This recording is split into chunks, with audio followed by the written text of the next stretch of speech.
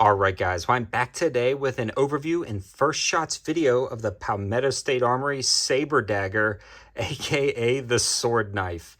Now this is one of the videos that I've been looking forward to most since I saw the potential release of this product earlier on. So as soon as I saw the product drop, I waited in line like everybody else, set my alarms and purchased this with my own money and waited a couple of weeks until it finally shipped. Now, I actually received it today, went out to the range immediately with 4 different types of ammo, 4 different types of mags, 2 different types of cans, and we ran it hard to see if it was worth spending the extra money over the traditional Palmetto State Armory Dagger. And I am probably one of the biggest fans you're going to find on the internet for the PSA Dagger, and every time somebody asks me what 9mm should I grab, I only have about $300 to spend or $350 to spend, I always recommend the Palmetto State Armory Dagger. I did a 1,000-round torture test, ran over it with a car, dropped it on the ground, and I continue to use these in optics testing across the board, and I've really had almost 0 failures. I've probably got close to, at this point, 10,000 rounds through the Dagger series lineup, not just through one handgun, but through multiple in the line. So I'm coming from a place of absolute love for the PSA Dagger. I truly think it's a game changer, especially for the prices. Now, the MSRP on those guys has been actually right around $300 to $350 for a ton of different configurations, including optics cuts and threaded barrels with raised sights, and that's what this is competing against itself.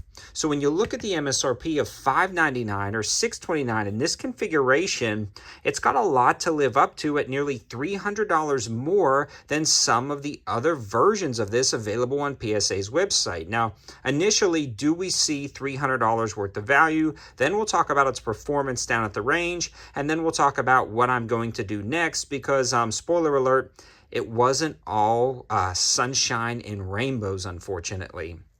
Now in the box, you actually get this incredibly nice PSA SABRE case, and alone adds a little bit of value to it. So that is a pretty cool option. It's probably one of the nicest pistol cases I own, actually, in a soft configuration. So that's a pretty cool value. You also get 2 mags instead of the 1, but they are still PMags. Not a huge fan. They do come with their aluminum extensions, which are pretty darn awesome, but when you consider you can actually get the 21-round PMag for almost the exact same price as a 17-round PMag. I mean, the extensions are cool. They add a little weight to the bottom. They make them a little bit easier to stand up and load. They add a little bit for more grip on the bottom. So there's definitely advantages to having the extensions, and that's definitely a value right there. And a lot of times you can buy the extensions separately, but you're getting 2 of them. On top of that, you're getting a lot of customization to the lower, like this really nice flared magwell, which works absolutely amazing. You also get more contouring and texture on the grip, and it feels incredibly nice. Definitely better than the traditional Dagger, and I do want to show you guys that side by side. It just feels nicer in your hand. It feels like you're gripping it a lot better. Now, this particular version was a little bit more, $629 over the $599 versions available because of the Cerakote option, and I think it's well worth that for the Cerakote option. I mean, that camo pattern is freaking awesome, and it just looks good. It looks like you're grabbing a high-end customized firearm, so I definitely like that. Now, I feel like the rest of the ergonomics of the gun is very similar, except for you do have some texturing right here as an index point, and the elephant in the room, we'll make sure it's clear one more time, is the trigger. This is an aluminum flat face trigger with that same Glock bar. Fairly smooth take up. I am going to compare it with this traditional Dagger. Definitely more gritty, definitely more spongy. You have this dingus at the bottom rather than that bar right there. Definitely grittier, definitely spongier, and the wall is very spongy on that. So let's take a look at this one. Very smooth take up. It almost goes perfectly perpendicular. Little sponge still, and the break. This is definitely an improved trigger over the traditional Dagger. I like the feel of the aluminum flat face trigger. It feels a little bit better than the Dagger itself, so definitely a bonus for the trigger. Is it a game changer in the world of triggers? No, I felt better striker fire triggers on other handguns, but again, this is a Glock pattern handgun, and as far as Glocks go, this is pretty good. The other thing I want to mention is there's also going to be some kind of bells and whistles when you're looking at a small things that are going to be changed. Like I think this one has a slightly longer extension, and they may just be putting that on all the more modern daggers. This is an older one I have. And then the slide itself. So the slide itself is cool. It's got a lot of slide cuts. It's got a very interesting barrel, which is stainless steel and then nitride coated, threaded, optics cut for RMR, and the barrel itself has some very interesting cuts to it. The slide has more intricate cuts and details like the texturing, but when you look at the Dagger lineup, there's already a lot of Dagger slides on the market. Like, I really like the frame to this. I feel like there's a ton of value in the base plates, in the frame, in the flat face trigger, in the stippling, and potentially in the upper if it were not for some problems down at the range I was having. Now, they talk about different updates and upgrades, and one of the things I want to mention is kind of this flat skeleton, or not skeletonized, almost like a fluted barrel to kind of lighten up that recoil. Again, it looks cool, but functionally down at the range, I saw no improvement. In fact, I saw some issues with this pistol, which we'll talk about in a second. So you're really getting most of your value, in my humble opinion, in the added texturing on the slide right here, which is more intricate machine work and definitely takes more time. But you also have a lot of cool looking Dagger slides that also have a lot of nice texturing and cuts and things like that. So again, most of your value is coming in the lower. One thing I want to mention is taking this to the range, I used a lot of Callaway ballistics, and I want to give a huge shout out to these guys. Without them, all these reviews wouldn't be possible in this quick succession. We ran a lot of ammo through this handgun, and Callaway Ballistics also has the code 704 Tactical for 5% off and free shipping on orders over $200, and they have some of the most affordable 223 on the market right now, even after, especially after my discount code and with that free shipping over 200. So definitely check them out. So we went to the range and immediately started running rounds through this, and right off the bat, I marked the mag. This one right here would not lock back after firing, and I attribute that to the PMag. I'm not a huge fan of the PMags for the Glock. Like, I use them, and if I've ever had a problem in a Glock style firearm, it's been with like a PMag or an ETS mag. Another mag that didn't like at all, actually don't have it on the table right now, was the KCI mags. And the KCI mags generally work really good. Even with my other Daggers, the KCI mags work good.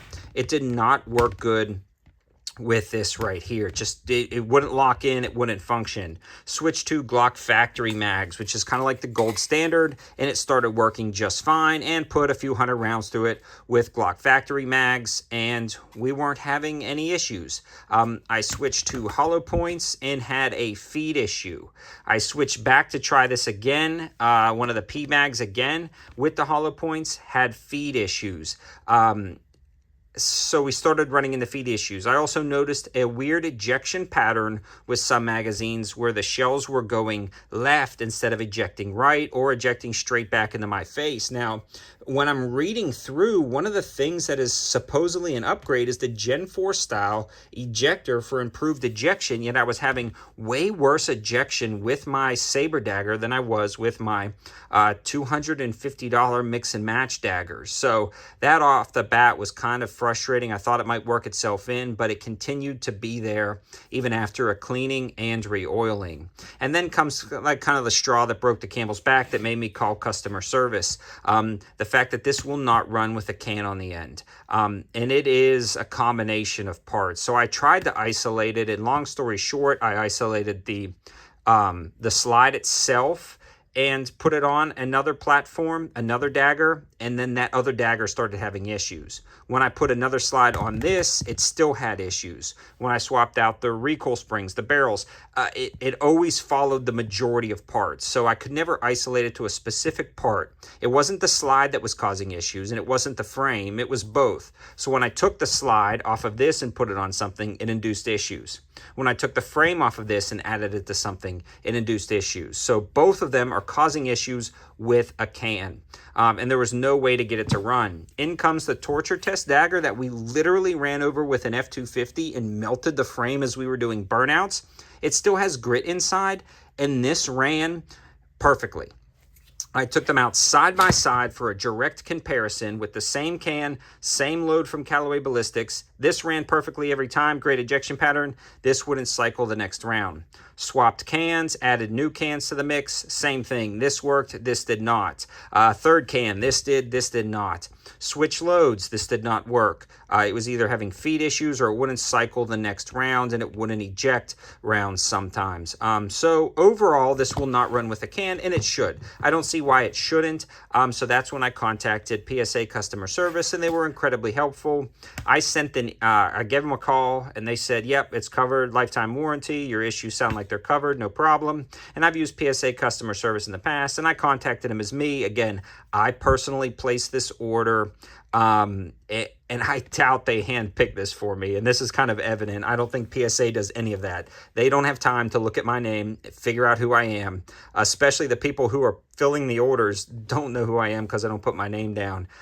So I contacted them. I'm going to be sending this back as soon as I get that email. I'll update you guys with what they say. Again, I haven't got confirmation of like a return shipping label because it can take up to 72 hours, they said. But I wanted to get this video out quick because I've really fallen in love with this gun. I mean, actually, I think all problems aside, if this gets working, and I feel like it will get working, this is going to be a great platform. Now, I generally will wait until I get the gun back to do the videos, but this is such a hot commodity and everybody's asking me.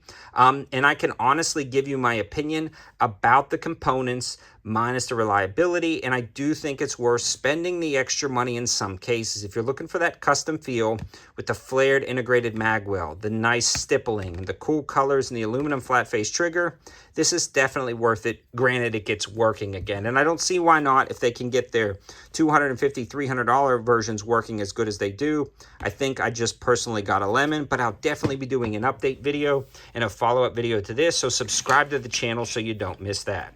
Thanks for watching, guys. Have a good one.